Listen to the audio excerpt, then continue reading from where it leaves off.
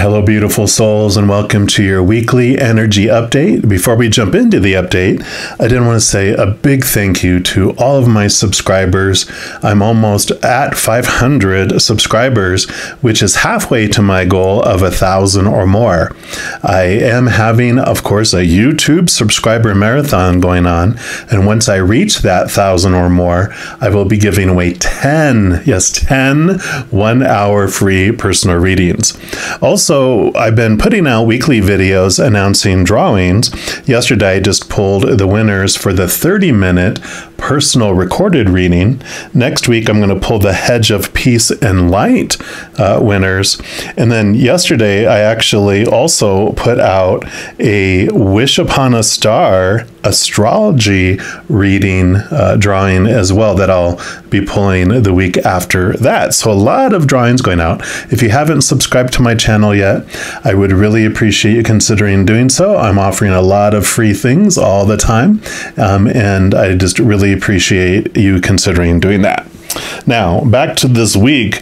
Last week's video that I put out for the weekly energy update, I did talk about all the retrograde, planets. We have, of course, all the outer planets are either in pre-shadow or in retrograde. Mercury joined the retrograde parade, and also Mars just is going to be entering the retrograde, the pre-shadow, which I mentioned. So if you want to check out and see how this Mars retrograde energy is going to be impacting you from September 4th all the way through March of next year, be sure to check out that video as well.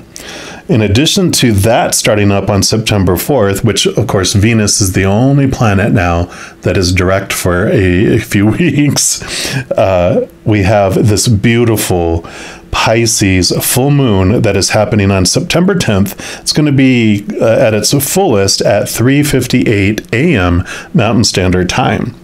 So whenever there's a full moon, I talk about reveal and release ceremonies and things like that. I'm going to start calling them unveiling and letting go ceremonies, because we can take the energy of a full moon and really look into it of how we can take the energy of a Pisces moon and have secrets or information or knowledge around these subjects unveiled to us. And then when we are being able to see these things, we're actually able to let them go more easily than we would outside of that moon. Now, Pisces full moon energy, of course, is about the unconscious, subconscious, the hidden, the abstract. It can also deal with our sleep and our dream time too. Of course, Pisces is really known for intuition and spiritual breakthroughs. Universal love versus the fear and the chaos and all of that comes with it. Also, our quiet time in creating a sanctuary with that subconscious stuff too, that part of our brain, art, imagination being expressed. And it can be having this energy, Pisces, we can have this shyness with that energy. We can feel hidden, like we're hiding ourselves and who we are. So all that energy is there, and physically, Pisces rules the lymphatic system and our feet. So if you have all those things that I mentioned there, you have 10 and they're not really wishes, like the new moon you have 10 wishes, but full moons you have like 10 areas, 10 little bullet points that we can, opportunities to unveil and let go of things around those subjects. So if you want to create a little ceremony around that, then you understand how you can do that more with that full moon in Pisces energy. So for this reading, we are going to be focusing on just what does Creator and Spirit want us to know about this full moon in Pisces energy, and what areas of our life do they give us advice that we can approach. So I will, of course, be pulling cards for each individual zodiac sign. I'm going to jump into yours right now. All right, Geminis, this is your weekly energy update, and we're going to start off by pulling a card here from the Oracle of the Unicorns. It's very Piscean type fantasy energy, so we'll see What Creator and Spirit want you to know about this beautiful Pisces full moon energy? So just one more time here. All right. So for our Geminis, what would you like them to know about this energy, please? What about, all right, this one right here. You've got the Strength card, beautiful. And it talks about this challenge will make you stronger. You will get through to the other side. So look for the gifts in the situation. So the unknown part of that Piscean energy coming through, revealing the hidden and why is this happening to me? So I love that. It also says when pressure is applied to coal, it transforms into glittering diamonds. We are similarly tested at points on our soul journey, so our hearts can let in more love, our wisdom can deepen, and we can rise higher into our light. You may be facing a challenge, be grieving for a loved one, or have had your heart broken. You may be feeling scared and alone.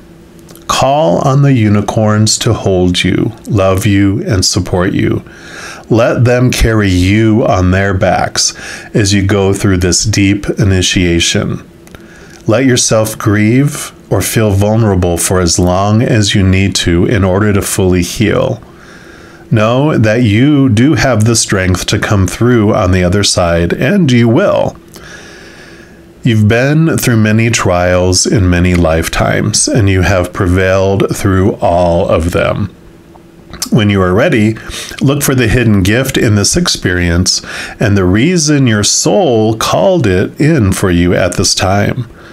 Know that just like that piece of coal, you will emerge from this experience glittering and bright like a diamond. Yeah, I'm hearing that like a diamond song in my head too. So I love that. We're also going to pull from these the Shaman's Dream Oracle and see what they would like to add into that. But I simply love that. The hidden gift, the diamond behind this experience will be revealed to you. And I feel like for most of you that this is what's been going on. It's not like this week you have something big in the diamond crates. It's like the diamond has been, the coal has been being really squished and the diamond is starting to reveal itself this week for you. So what else here? For our Geminis, what else do you want them to know, please? Okay, this one right here. And you've got the Benefactor, grace and generosity. Yep. So the benefits that you receive, right? Just like we were saying. So put this right here. Let's see what other energy comes in here for you. It says when the Benefactor weaves her energy into your life, you're put on notice that all manner of positive reinforcement is coming your way. The universe wants to let you know that just as you've been generous with others, serving with your gifts, even in the smallest capacity, so will you be rewarded in a myriad of ways. The most beautiful gift the Benefactor gives you is the recognition that you are stewarding and sharing abundance on behalf of a higher source, one that is always working through you. The motives for her generosity to you, as well as yours to others, are intangible, although you will see the results reflected in the material world, right? Now I have a picture of a Madonna with all those diamonds in the material world, right? The Benefactor reminds you that it's in the purity of your desire to share without the need for reciprocity that paradoxically your initial generosity is reciprocated tenfold, seemingly without any connection to the original act. Dream sharing and carrying into being, and you will be amazed to see this vibrant seed take root and spread. Do it just because, and the Benefactor will give you her blessing. So I love that. Yeah, all this that you've been going through, you weren't doing out of an expectation of getting a reward. You just know everything that you've been through, that you are definitely getting the benefits from going through that. So both these cards definitely support one another. And then we're going to look into the Healing Light Tarot and see what else they have to add. But I love that. You're like, yes. You weren't expecting any reward going through all this stuff that you've been going through, but you're going to see it. It's such a benefit that it was happening for you, that it wasn't happening to you. So I love that. So what else for our Geminis? What else would you like them to know, please? Okay, I do have these 3. And what else? And these 2. Okay. So we'll start off here. And you have the 9 of Swords. Yeah. So you can kind of see here, this is like what you've been going through. So 9 of Swords is like the nightmare or the insomnia card. So it's so fitting with what you kind of felt like you've been coming through. Swords are your thoughts, your beliefs, your mindsets, your attitudes, your expectations, a lot of mental stuff that's going on. And they're so almost to the point of exhaustion here, losing sleep, having nightmares or weird dreams, which we talked about with that Pisces, energy, does bring in an emphasis on your dream time. But these are all those things that you felt like you have to complete in the outside world in order for you to be lovable, acceptable, or successful. And so much has been on your mind. It's just been gnawing at you, like I said, keeping you up at night and really looping in your mind. So this is beautiful because 9s are also the number of the Hermit and the Major Arcana, which is about you moving inward. You're being drawn inward to really evaluate and look at your thoughts and your beliefs, and you're finding higher knowledge. You are understanding these things. Obviously, the belief work that you've been doing into your thoughts is coming to fruition, and you're about to really see the benefits of that as you move into the 10 of Swords, which is the ending and new beginning, the releasing of those thoughts and those beliefs. Yeah, and then you have the Moon card. So definitely getting into the subconscious, getting into those deep seated things. The Moon card is about, it's ruled by Mother Luna, right? She is about nurturing yourself, taking care of yourself. And I love this combination here of getting, because you've been doing a lot of unconscious, subconscious work. Because what the majority of our lives, our brain is the subconscious stuff that's going on, and the diving deep in here is what you've been doing, really turning over the unknown, getting in tune with the unknown in your life. So definitely these 2 are right in alignment. And of course, Pisces full moon. So it is shining bright and reflecting upon those emotional waters for you as well. Yeah. Because here you have the Lovers card. So you definitely have this power of emotional choices coming in here. As you get closer to this Pisces full moon, whatever emotion you're focusing on or experiencing in the moment is amplified by a full moon. Our emotions are like the tides, the moon impacts it. And when the moon is full, it's shining more energy and magnifying whatever emotion that you are focusing on. And so you are learning about this ability, this emotional choice in each moment, that whatever you focus on emotionally grows, but also every moment is an emotional choice between 2 basic emotions. One that's the emotions of the higher realm that connected to unconditional love, and then the other choice is an emotion tied to the fear of losing conditional love, which is what all these expectations are about, what you're getting into and diving into. So you are coming into this power of understanding what your emotional decisions are, and kind of reflecting on the emotional decisions that you've made in the past. Yeah. Perfect, because you have the 4 of Cups. So this is emotional stability. So you definitely are getting that coming in here. And look at that. You can kind of see the big moon there too. So definitely you are coming to this place where you're understanding that these 3 cups are the old emotions that you had before. You know, those emotional experiences that you look to for your emotional stability, but all you found was emotional instability. Because relationships are one of the cups, situations and circumstances are another one of the cups, like jobs, education, just circumstances you can get into. And the 3rd cup is things in our body, our possessions. So each one of those things, when we looked for them for our emotional stability, we felt unstable because people change or they pass away. Situations never stay the same. And of course, things in our body break down, deteriorate, are stolen or burned down. So we grew bored with it. You're, sitting on those 3 of cups and just like arms crossed, like totally bored. But boom, look what's being offered to you.